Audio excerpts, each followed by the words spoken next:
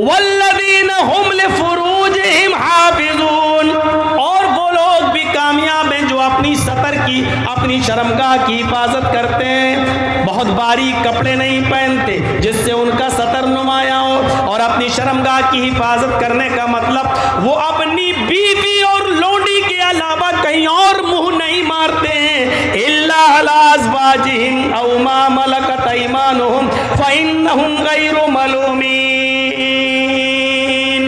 جو اپنی شرمگاہوں کی حفاظت کرتے ہیں سوائے اپنی بیوی اور اپنی لونڈی کے، اس لیے کہ اپنی بیوی اور لونڈی کے پاس جانے میں کوئی ملامت نہیں ہے، کوئی گناہ نہیں ہے۔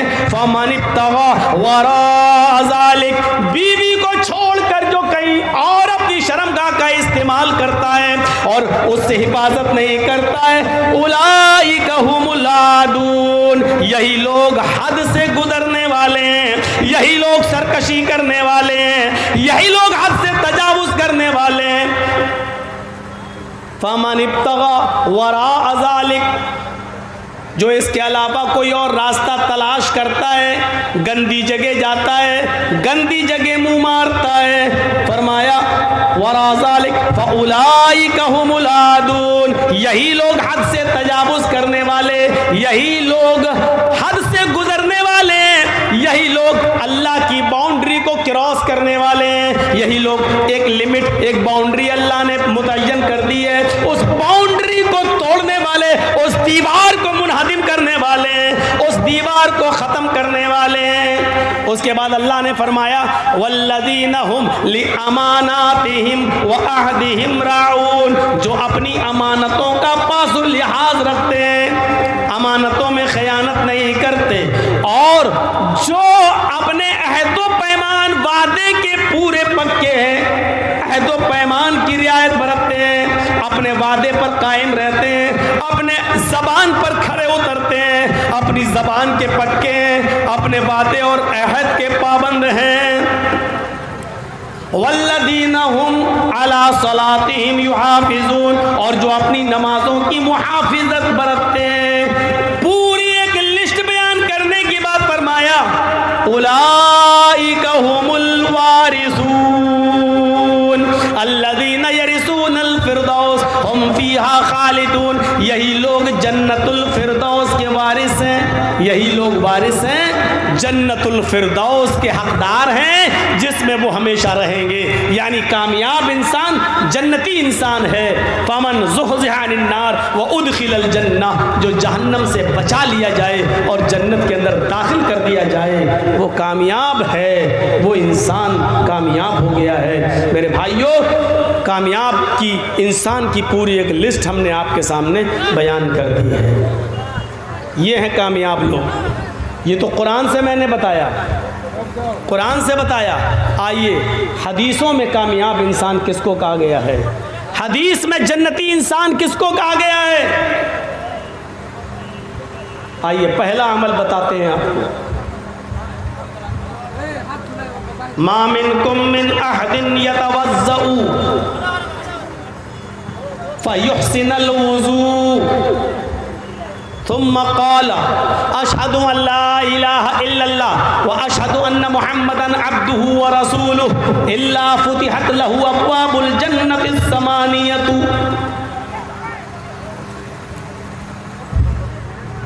تم لوگوں میں سے جس نے وضو بنایا اور اچھا وضو بنایا، آج ایک مسئلہ ذہن میں رکھ لیجئے گا، ایک تو ہوتا ہے وضو اور ایک ہوتا ہے اچھا وضو۔ اللہ کے نبی صلی اللہ علیہ وسلم نے یہ دونوں باتیں کہہ دی، جس نے وضو بنایا اور اچھا وضو بنایا۔ وضو کہہ دینا کافی تھا، لیکن اچھا وضو یہ کیا ہے؟ ایک وضو وہ ہے، امام صاحب نماز پڑھا رہے ہیں ظہر کی، جرجی صاحب مسجد کے وضو خانے پہ بیٹھ کے وضو بنا رہے ہیں، ایک آدمی آیا وضو بنانے لگا، مولانا ہاں کتنی رکعت ہو گئی؟ صاحب 2 رکعتیں ہو گئی ہیں، 2 ہو گئی؟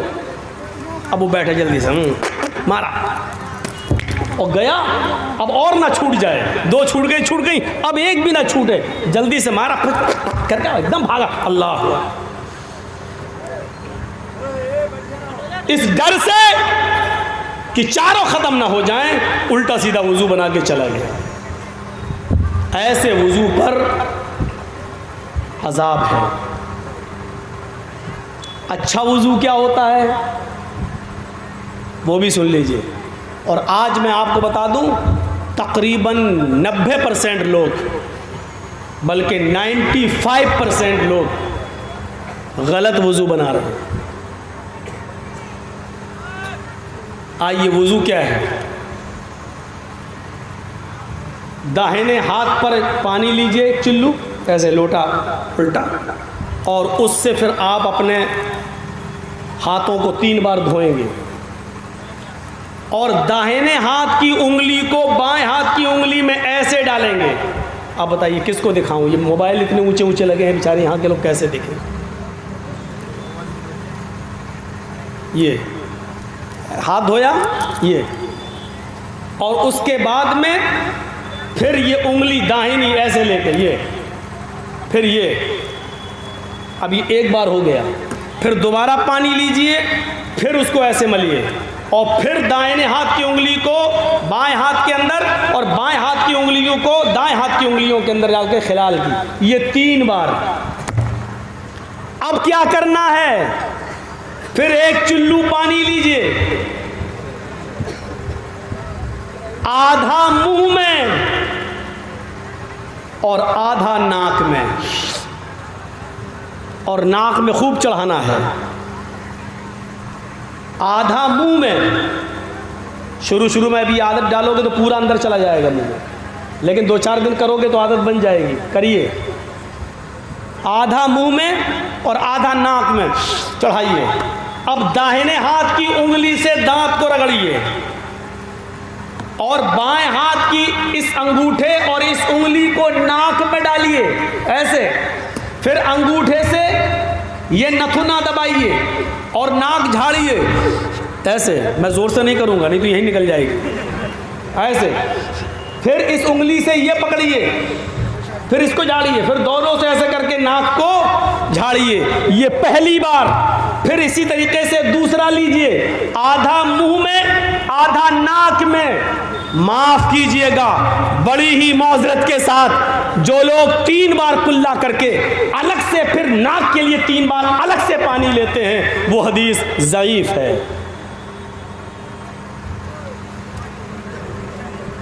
ایک ہی چلو پانی میں آدھا منہ میں لینا ہے اور آدھا ناک میں لینا ہے، اور ناک میں خوب تیز چڑھانا ہے، لیکن روزے کی حالت میں تیز نہیں چڑھانا ہے۔ اگر رمضان کا مہینہ ہو یا آپ روزے سے ہو تو بس ایسے، بس زیادہ تیز نہیں تو حلق میں چلا جائے گا، لیکن روزے سے نہیں ہو تو آپ کو خوب چڑھانا ہے، ایسے ایسے کرنا۔ یہ اچھی طریقے سے وضو میں یہ شامل ہے۔ میں یہ نہیں کہہ رہا ہوں کہ جو لوگ 3 بار کلا کرتے ہیں پھر 3 بار ناک میں پانی الگ سے ڈالتے ہیں ان کا وضو نہیں ہوگا، میں یہ نہیں کہہ رہا ہوں، لیکن میں یہ کہہ رہا ہوں کہ وہ حدیث ضعیف ہے۔ 3 بار کلا کرو پھر 3 بار پانی ناک میں الگ سے لو، وہ حدیث ضعیف ہے جس میں آیا ہے۔ لیکن جن حدیثوں میں آیا ہے اللہ کے رسول نے فرمایا کیا؟ وَاسْتَنْشَقَ وَاسْتَنْسَرَ، وہ ایک ہی جملہ ہے، آپ نے 3 بار کلا کی اور ناک میں پانی ڈالا، یہ نہیں کہا کلا کی پھر الگ سے پانی لیا، یہ نہیں۔ بخاری اور مسلم کی حدیثوں میں ہے آپ نے 3 بار کلا کیا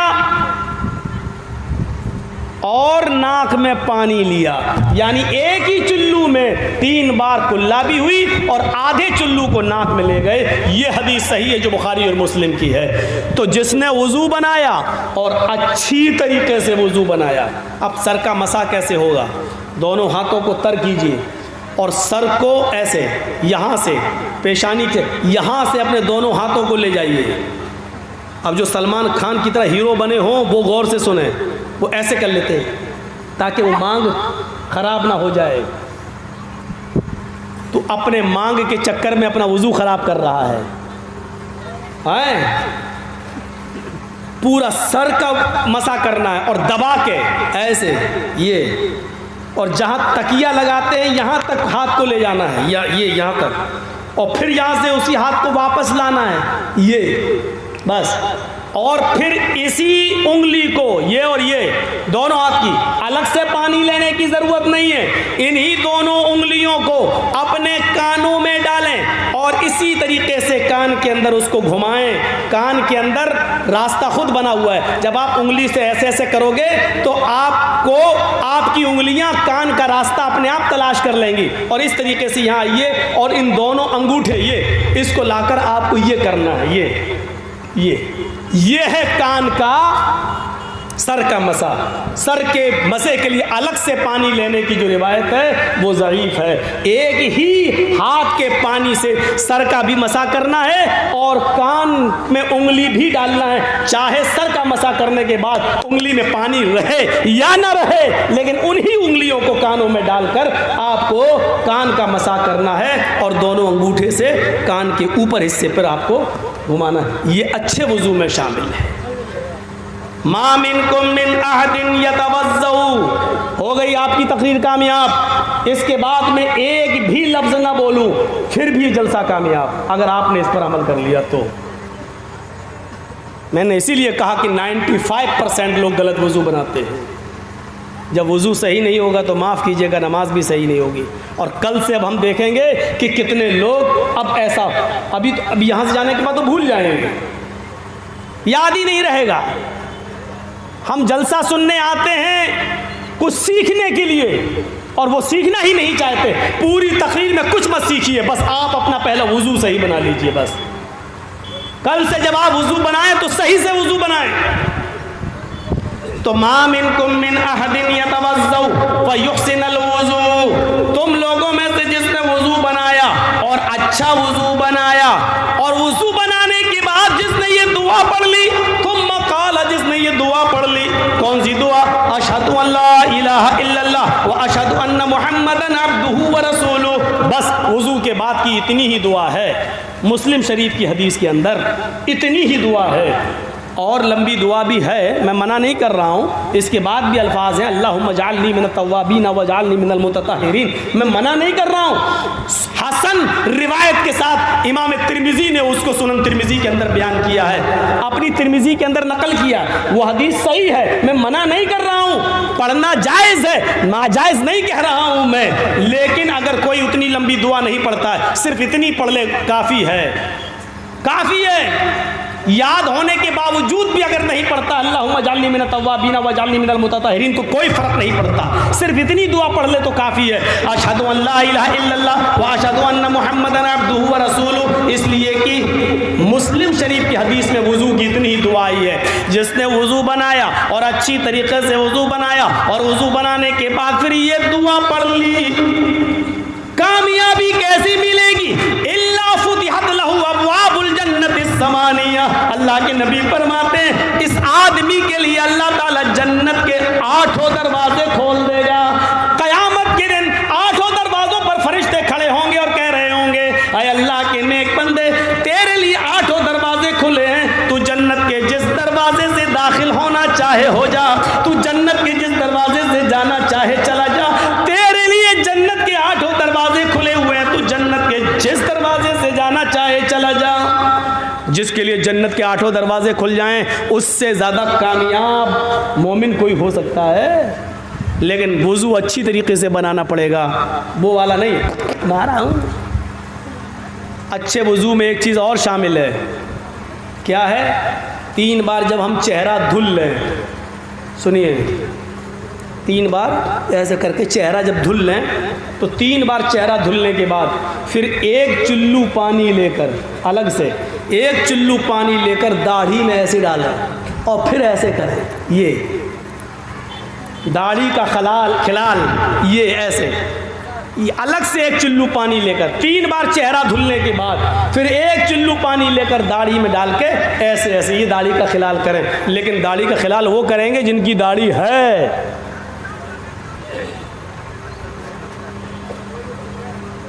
اور جو بیچ والے بنے بیٹھے ہیں ان سے تو کچھ کہہ ہی نہیں سکتے ہیں. وہ تو بیچارے 1 چلو لیں گے، کس کا خلال کریں گے؟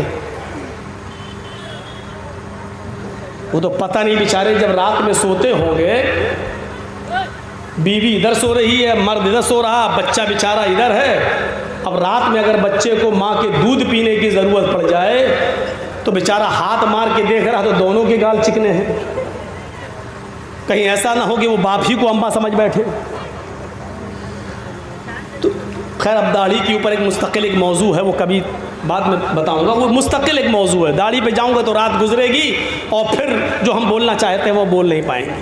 تو ہمیں اور آپ کو یہ بھی سوچنا چاہیے، آج کل ہم دیکھ رہے ہیں سوشل میڈیا پر بھی دیکھ رہے ہیں اور پورا انڈیا گھوم کے ہم دیکھ رہے ہیں، آج کل داڑھی بھی ایک فیشن نکلی ہوئی ہے، مسلمانوں سے زیادہ غیر مسلم لوگ آج کل داڑھی رکھا رہے ہیں۔ فیشن ہی صحیح، لیکن مسلمانوں سے زیادہ آج غیر مسلم لوگ داڑھی رکھا رہے ہیں۔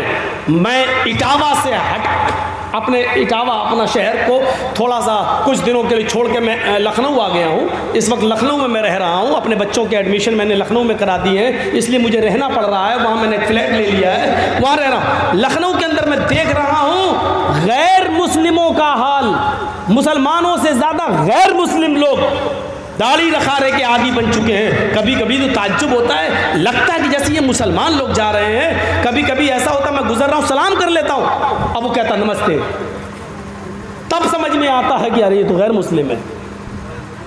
بھائی میں داڑھی دیکھ کر سلام کر رہا ہوں، ایسی داڑھی نہیں ہے، اچھی خاصی بڑی، اور بڑی داڑھی تو آج کل اب ماشاء اللہ تو نہیں کہوں گا، ہمارے اس دیش کا سرووچ پد پر بیٹھا ہوا آدمی بھی رکھا ہوا ہے، وہ کسی کی بھی نقل کر رہا ہو، لیکن یہاں سے آپ اندازہ تو لگا سکتے ہیں کہ اگر داڑھی کے اندر خوبی نہ ہوتی اور داڑھی میں کمال نہ ہوتا تو اتنا بڑا آدمی اتنی چھوٹی داڑھی کو اتنی بڑی نہیں کرتا۔ وہ اگر مقصد چاہے دھوکہ دینا ہی ہو، لیکن داڑھی تو بڑی کر ہی رہا ہے، اگرچہ اس کی داڑھی یہ بتا رہی ہے کہ میری داڑھی جیسے جیسے بڑی ہوتی جائے گی میں اتنا ہی بڑا دھوکہ دیتا رہوں گا دیش کو، وہ الگ بات ہے کہ وہ میسج کچھ بھی دے رہے، لیکن داڑھی تو ہے ہی نا۔ تو اب یہ صورتحال ہو گئی، مسلمانوں عبرت حاصل کرو، عبرت حاصل۔ تو یہ کامیاب انسان کی زندگی۔ آئیے ایک اور راستہ بتاتا ہوں آپ کو، کتنا ٹائم لگے گا آپ کو۔ اذا قال المؤذن اللہ اکبر اللہ اکبر فقولوا اللہ اکبر اللہ اکبر، جب مؤذن مسجد کے مینارے پر کھڑا ہو کر اذان کے کلمات بلند کرے اور کہے اللہ اکبر تو تم بھی کہو اللہ اکبر۔ جب مؤذن کہے اشہد ان لا الہ الا اللہ تو تم بھی کہو اشہد ان لا الہ الا اللہ۔ جب مؤذن کہے اشہد ان محمد رسول اللہ تو تم بھی کہو اشہد ان محمد رسول اللہ۔ جب اذان ہو رہی ہو مسجد میں اور مؤذن یہ کہے تو آپ وہی کہو جو مؤذن کہہ رہا ہے۔ اشہد ان محمد رسول اللہ کا جواب اشہد ان محمد رسول اللہ صلی اللہ علیہ وسلم نہیں ہے۔ بہت سے لوگ کیا کہتے ہیں اشہد ان محمد رسول اللہ، مؤذن نے کہا صلی اللہ علیہ وسلم، یہاں صلی اللہ علیہ وسلم نہیں پڑھا جائے گا، اشہد ان محمد رسول اللہ ہی اس کا جواب ہے۔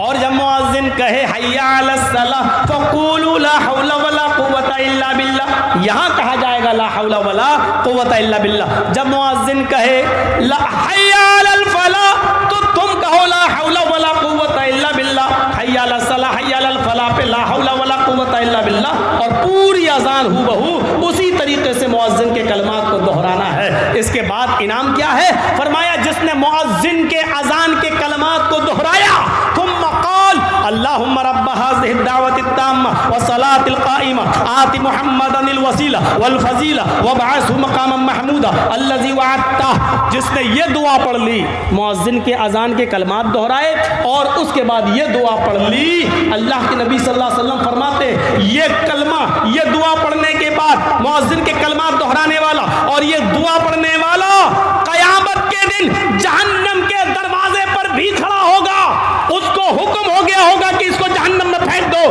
ایسے انسان کے لیے بھی حلت لہ شفاعت یوم القیامہ، قیامت کے دن اللہ کی طرف سے میرے لیے شفاعت حلال کر دی جائے گی اور مجھے اجازت ملے گی کہ ایسے انسان کی کی میں سفارش کروں اور شفاعت کر کے اس کو جنت کا مستحق بنا دوں، لہٰذا میں ایسے شخص کے لیے قیامت کے دن شفاعت کروں گا اور اللہ میری شفاعت کو قبول کر کے اس کو جنت میں داخل کر دے گا۔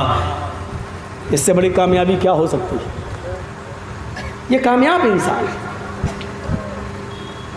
جو انسان جہنم کے دروازے پہ کھڑا ہو لیکن دنیا میں وہ اذان کے کلمات دہراتا تھا اور اذان کے بعد کی دعا پڑھتا تھا۔ اللہ کے نبی فرماتے ہیں میرے لیے اس کی شفاعت حلال ہوگی اور میں اس کو جنت کے اندر لے جاؤں گا۔ ایک صحابی اللہ کے نبی کے پاس آئے اور بخاری شریف کی حدیث تو یہ کہتی ہے وعن ابی ہریرہ رضی اللہ تعالی عنہ عن النبی صلی اللہ علیہ وسلم ان اعرابیا اتى النبي صلی اللہ علیہ وسلم فقال دلنی علی عمل اذا عملته دخلت الجنہ۔ یہ ہے بخاری شریف کے حدیث کے الفاظ۔ حضرت ابو ہریرہ فرماتے ہیں ایک دیہاتی اللہ کے نبی کے پاس آ گیا، ان اعرابیا اتى النبي صلی اللہ علیہ وسلم، ایک دیہاتی اللہ کے نبی کے پاس آیا اور آ کر کہنے لگا اے اللہ کے رسول میں دیہاتی آدمی ہوں، گاؤں دیہات کا رہنے والا ہوں، مجھے شارٹ کٹ میں بتا دیجئے جنت میں جانے کا راستہ کیا ہے۔ دلنی علی عمل، ایک ایسا عمل مجھے بتائیے عملتہ دخلت الجنہ کہ میں اس پر عمل کروں اور جنت میں داخل ہو جاؤں، یعنی میں کامیاب ہو جاؤں، میں جنتی بن جاؤں۔ اللہ کے نبی صلی اللہ علیہ وسلم نے فرمایا، کیا کہا؟ قال تعبد اللہ ولا تشرک بہ شیئا، تم جنت میں جانا چاہتے ہو؟ ہاں، اللہ کی عبادت کرو، اس کے ساتھ کسی کو شریک مت کرو۔ دیکھیے جنت میں جانے کے راستے بتا رہا ہوں، غور سے سن لیجئے، بہت آسان ہے۔ اگر ہم نے ان راستوں پہ عمل کر لیا تو جنت میں داخل ہو جائیں گے اور جہنم سے بچ جائیں گے ہم۔ سن لو یہ عمل، تعبد اللہ ولا تشرک بہ شیئا، اللہ کی عبادت کرو اور اس کے ساتھ کسی کو شریک مت کرو۔ اس کے بعد آپ نے فرمایا وَتُقِيمُ الصَّلَاةَ الْمَكْتُوبَةَ، اور فرض نماز کو پابندی کے ساتھ پڑھتے رہو، اس میں کبھی کوتاہی مت کرو، جب وقت ہو پڑھ لو، فرض نماز کو کبھی مت چھوڑو۔ وَتُؤَدِّ الزَّكَاةَ الْمَكْتُوبَةَ مفروضة وَتُؤَدِّ الزَّكَاةَ الْمَفْرُوضَةَ، اور جو زکوٰۃ فرض کی گئی ہے تمہارے اوپر، یعنی 7.5 تولے سونا یا 52.5 تولے چاندی کے تم مالک ہو، یا اتنا پیسہ تمہارے پاس ہے اور اس کو 1 سال گزر چکی ہے تو تمہارے اوپر زکوٰۃ فرض ہے 100 روپے میں 2.5 روپے۔ اب زکوٰۃ ایک مستقل موضوع ہے۔ کسی کے پاس تالاب ہے، تالاب میں مچھلیاں ہیں تو مچھلیوں میں زکوٰۃ ہے یا نہیں؟ کوئی آدمی تالاب میں مکھانے کی کھیتی کرتا ہے، اس مکھانے پہ زکوٰۃ ہے یا نہیں؟ کوئی آدمی کوئلے کا دھندا کرتا ہے، کوئلہ لاتا ہے، اس کوئلے پہ زکوٰۃ ہے یا نہیں؟ یہ زکوٰۃ کا ایک مستقل ایک موضوع ہے۔ میں پورا زکوٰۃ پہ جب بولوں گا تو وہ ایک الگ موضوع ہوگا۔ تو میں یہ بتانا چاہتا ہوں کہ جس نے زکوٰۃ دی اور زکوٰۃ پوری ادا کی، یعنی 100 روپے میں 2.5 روپے، 40 روپے میں 1 روپیہ، تم زکوٰۃ کو پوری طریقے سے ادا کرتے رہو۔ اور آخری چیز بتائی وَتَصُومَ رمضان، اور رمضان کے روزے رکھو۔ اس نے کہا والذی نفسی بیدی لا ازید علی ھذا ولا انقص، اے محمد صلی اللہ علیہ وسلم قسم ہے اس ذات کی جس کے قبضے میں میری جان ہے۔ دیکھیے وہ دیہاتی کیا کہہ رہا ہے، اے اللہ کے نبی قسم ہے اس اللہ کی جس کے قبضے میں میری جان ہے، آپ نے مجھے جو بتایا ہے میں اس پر عمل کروں گا، اس میں میں کوئی زیادتی نہیں کروں گا اور کوئی کمی نہیں کروں گا، آپ نے جتنا بتایا اس پر میں عمل کروں گا، اپنی طرف سے میں اس میں زیادتی نہیں کروں گا اور کوئی کمی بھی نہیں کروں گا۔ فلما ولا، جب اس نے پیٹ پھیری اور جانے لگا، جب مسجد سے اٹھ کر رخصت ہونے لگا، جب مسجد سے اٹھ کر جانے لگا تو اللہ کے نبی نے فرمایا من سرہ ان ينظر الى رجل من اہل الجنہ فلینظر الى ھذا، اے نمازیوں، اے مسجد میں نماز پڑھنے آنے والے صحابیوں، اگر تمہیں کسی جنتی آدمی کو دیکھنا ہو جس نے ابھی تک کسی جنتی آدمی کو دنیا میں نہ دیکھا ہو، وہ دیکھ لے یہ جنتی آدمی جا رہا ہے، دیکھ لے یہ جنتی آدمی جا رہا ہے۔ یعنی یہ آدمی ہمارے پاس آ کر بیٹھا، اس نے کہا کہ میں آج کے بعد اللہ کی عبادت کروں گا، اس کے ساتھ کسی کو شریک نہیں کروں گا، میں 5 وقت کی نماز کی پابندی کروں گا، میں زکوٰۃ بھی ادا کروں گا اور رمضان کے روزے بھی رکھوں گا، میں کچھ بڑھاؤں گا نہیں اپنی طرف سے اور کچھ گھٹاؤں گا بھی نہیں اپنی طرف سے۔ اللہ کے نبی کہتے ہیں یہ کہہ کر جانے والا آدمی جنتی ہے، اور جس نے دنیا میں کسی جنتی انسان کو نہ دیکھا وہ دیکھ لے یہ جنتی انسان جا رہا ہے، یہ جنتی انسان جا رہا ہے، یہ ہے کامیاب راستہ، یہ جنتی۔ ایک اور حدیث کے اندر آتا ہے کہ من صلی البردین دخل الجنہ، جس نے 2 ٹھنڈی نمازیں پڑھی وہ جنت میں جائے گا۔ لو ٹھنڈی نمازیں کیا ہوتی ہیں؟ بخاری شریف کی حدیث ہے من صلی البردین دخل الجنہ، جس نے 2 ٹھنڈی نمازیں پڑھی وہ جنت میں جائے گا۔ 2 ٹھنڈی نمازوں سے مطلب فجر کی نماز اور دوسری عصر کی نماز، یہ دونوں نمازیں ٹھنڈی کہلاتی ہیں۔ یہ بڑا مشکل کام تھا عرب کے لوگوں کی نظر میں، وہ رات میں جب تھکے ہوئے آتے تھے سوتے تھے تو فجر میں جلدی اٹھ نہیں پاتے تھے، اور دوپہر میں جب محنت کر کے آتے تھے اور دوپہر میں کھانا کھا کر جب لیٹتے تھے قیلولہ کرتے تھے تو عصر میں نہیں اٹھ پاتے تھے۔ یہ 2 نمازیں بڑی بھاری تھیں اور لوگ ان دونوں نمازوں میں بڑی سستی کرتے تھے، اس لیے ان دونوں نمازوں کی اہمیت بتائی کہ ان نمازوں کی پابندی کرنے والا فجر اور عصر کی نماز کو اہتمام کے ساتھ جماعت کے ساتھ پڑھنے والا جنت کے اندر داخل ہوگا۔ اس کا یہ مطلب نہیں ہے کہ فجر اور عصر ہی کی نماز پڑھیے جنت میں چلے جاؤ گے، مغرب چھوڑ دو، عشاء چھوڑ دو، نہیں میرے بھائیوں، ان دونوں نمازوں میں آدمی بہت سستی برتتا ہے، فجر میں جلدی اٹھ نہیں پاتا ہے، اور عصر میں دوپہر میں محنت کر کے آیا سو گیا تو عصر میں جلدی سے اٹھنے کو دل نہیں کرتا۔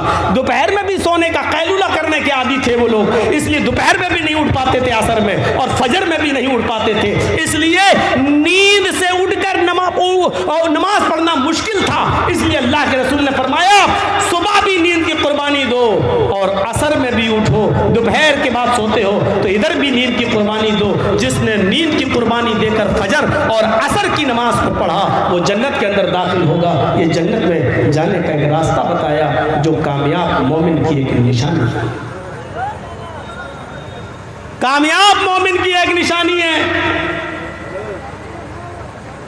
یہ راستے بتائے۔ آئیے ذرا معاملات پر آ جائیں، معاملات پر آ جائیں، یہ تو عبادت ہو گئی، معاملات پر آ جائیں اور دیکھ لیں ایک راستہ۔ اللہ کے نبی صلی اللہ علیہ وسلم نے غالباً ظہر یا عصر کی نماز پڑھائی، یہ مجھے شک ہے۔ اللہ کے نبی صلی اللہ علیہ وسلم نے ظہر کی یا عصر کی کوئی نماز پڑھائی، نماز پڑھانے کے بعد سلام پھیرا، السلام علیکم ورحمۃ اللہ، السلام علیکم ورحمۃ اللہ۔ اب اس کے بعد چہرہ کر لیا نمازیوں کی طرف، بیٹھ گئے، پڑھنے لگے تسبیح پڑھنے لگے۔ اللہ کے نبی صلی اللہ علیہ وسلم نے دیکھا ایک صحابی اٹھے، بھائی بہت سے لوگ نماز پڑھنے آتے تھے مسجد میں، ایک صحابی اٹھے اور وہ جانے لگے اپنے گھر کی طرف۔ جب وہ مسجد کے دروازے پر پہنچے، چپل اپل پہننے لگے، گھر کی طرف جانے لگے تو اللہ کے نبی نے تمام صحابہ کو مخاطب کر کے کہا من سرہ ان ينظر الى رجل من اہل الجنۃ فلینظر الى ھذا، جو آدمی کسی جنتی آدمی کو دیکھ کر خوش ہونا چاہے وہ دیکھ لے یہ جنتی آدمی جا رہا ہے۔ پیچھے مڑ کر صحابہ نے دیکھا تو وہ کون تھے؟ حضرت ابو سعید خدری رضی اللہ تعالیٰ عنہ۔ تمام صحابہ سوچنے لگے کہ اتنی لوگوں میں، اتنے صحابہ میں اللہ کے نبی نے انہی کو جنتی کیوں کہا؟ شاید کوئی عمل ہوگا۔ دوسرے دن پھر نماز پڑھائی اور دوسرے دن جب سلام پھیرا تو پھر وہی صحابی اٹھے اور جانے لگے۔ اللہ کے نبی نے دوسرے دن بھی کہا جس نے جنتی آدمی نہ دیکھا وہ دیکھ لے جنتی آدمی جا رہا ہے۔ تیسرے دن بھی آپ نے نماز پڑھائی اور نماز پڑھانے کے بعد جب سلام پھیرا تو پھر وہ صحابی اٹھے اور جانے لگے۔ اللہ کے نبی نے کہا جس نے جنتی آدمی نہ دیکھا ہو وہ دیکھ لے یہ جنتی آدمی جا رہا ہے۔ صحابہ نے پھر پیچھے مڑ کے دیکھا تو وہی ابو سعید خدری۔ حضرت عبداللہ ابن عمر نے کہا 3 دن سے برابر اللہ کے نبی انہی کو جنتی کہتے چلے جا رہے ہیں، پتہ نہیں یہ کیا عمل کرتے ہیں۔ بھائی جتنی ہم نمازیں پڑھتے ہیں اتنی یہ پڑھتے ہیں، جتنا ہم روزہ رکھتے ہیں اتنا یہ رکھتے ہیں، جتنا ہم عمل کرتے ہیں اتنا یہ عمل کرتے ہیں، پھر ہم جنتی نہیں یہ جنتی، ایسا کیوں؟ تو دل میں سوچا ہو سکتا ہے شاید گھر میں یہ کچھ ایسا عمل کرتے ہو کہ جس کی وجہ سے اللہ کے رسول نے ان کو جنتی کہا ہو اور جبرائیل نے بتا دیا ہو کہ اللہ کے نبی یہ جنتی ہیں۔ تو حضرت عبداللہ ابن عمر ان کے گھر چلے گئے، اور نوجوانوں ذرا دیکھو ادھر اور عبرت حاصل کرو، ان کے جنتی ہونے کی وجہ کیا تھی؟ کتنا معمولی کام تھا، اور ہم اتنا معمولی کام نہیں کر پا رہے ہیں۔ حضرت عبداللہ ابن عمر جب ان کے گھر پہنچے تو فرمایا کہ میں تمہارے گھر رہنا چاہتا ہوں 2-3 دن۔ ابو سعید خدری نے کہا کیوں، کیا بات ہے؟ رہنے کو منع نہیں کر رہا ہوں، لیکن وجہ کیا ہے بتاؤ تو۔ کہا کہ میرے باپ سے میرا جھگڑا ہو گیا ہے، اور غصے میں گھر جانا نہیں چاہتا ہوں۔ میں چاہتا ہوں کہ 2-3 دن میرے باپ کو میری غیر موجودگی میں میری محبت کا احساس ہو جائے، پتہ چل جائے میں اپنے ماں باپ سے لڑ کے آیا ہوں، اس لیے میں آپ کے گھر رہنا چاہتا ہوں، میں اپنے گھر 2-3 دن جانا نہیں چاہتا۔ ابو سعید خدری نے کہا ماں باپ سے لڑائی لڑنا اچھی بات نہیں ہے، ویسے رہو میرے گھر، کوئی دقت نہیں ہے، لیکن ماں باپ سے لڑنا اچھی بات نہیں ہے۔ کہا ٹھیک ہے، 2-3 دن کے بعد ہم اپنے ماں باپ کے پاس چلے جائیں گے۔ رہنا شروع کر دیا۔ اب رہنے کا مقصد تو کچھ اور تھا، لیکن 3 دن رہے، ادھر بھی کوئی خاص عمل دکھائی نہیں دیا۔ جتنا میں اپنے گھر میں نماز پڑھتا ہوں اتنا یہ بھی پڑھتے ہیں، تہجد کے علاوہ یہ کچھ پڑھتے ہی نہیں ہیں، تہجد کے علاوہ میں بھی کچھ نہیں پڑھتا۔ تو آخر کیوں اللہ کے رسول نے ان کو جنتی کہا؟ جب 3 دن پورے ہو گئے، جب یہ وہاں سے جانے لگے تو ابو سعید خدری نے کہا کیا بات ہے، ماں باپ تو آئے نہیں تمہیں بلانے اور تم جا رہے ہو؟ فرمایا اے ابو سعید خدری، میں اپنے ماں باپ سے ناراض ہو کر نہیں آیا تھا، میں نے آپ سے جھوٹ کہا تھا۔